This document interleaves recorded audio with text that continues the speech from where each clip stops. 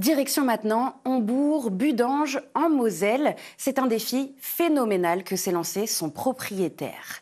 Son souhait, redorer le blason de son château familial tombé en ruine depuis déjà plusieurs décennies. Alors très récemment, un chantier de restauration titanesque s'est lancé et devrait durer de nombreuses années. Découverte avec Christophe Gaumont et Emmanuel André. De loin, le château de Hombourg-Budange à fière allure, une silhouette majestueuse. Mais quand le propriétaire des lieux, Arthur de Mortemart, ouvre les portes, on découvre alors un champ de ruines. Vous êtes prêts pour le choc?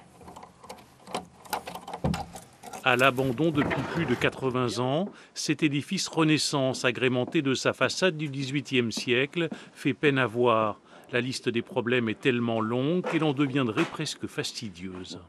Ici, en fait, il y a 6 mois, cette pièce était saine à peu près. Il y avait une poutre qui commençait à baisser sur le côté, là, une grosse poutre qu'on ne voit plus. Et puis en l'espace de 2 mois, elle s'est effondrée et tout le plancher est parti avec.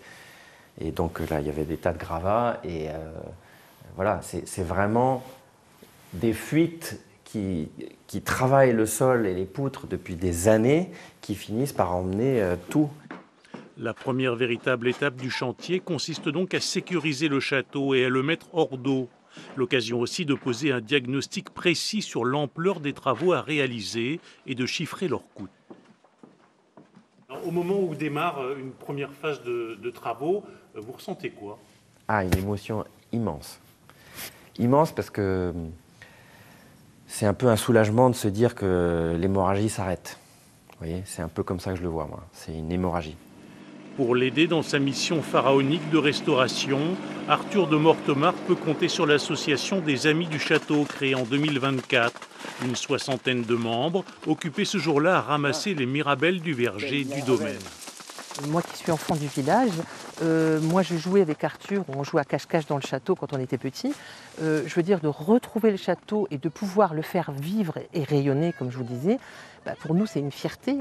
L'association organise des événements comme les Journées du patrimoine, la Nuit des châteaux, des manifestations qu'on a faites cette année avec les casemates de Huberbuch. Cette reconstitution de 3 jours au mois de juin.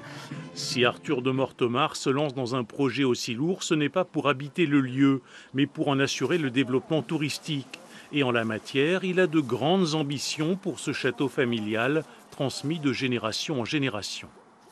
Mon objectif, c'est il y a un potentiel énorme ici pour en faire un lieu économique et touristique. Et c'est ça mon projet. Donc je veux transformer cette bâtisse en hôtel. Je veux aménager autour de l'étang et dans le parc, dans les 35 hectares, je veux construire des petites cabanes, faire un écologe. Grâce à une convention signée avec la Fondation du patrimoine, un appel aux dons a été lancé. Particuliers et entreprises peuvent ainsi se mobiliser pour participer au renouveau de ce joyau architectural lorrain.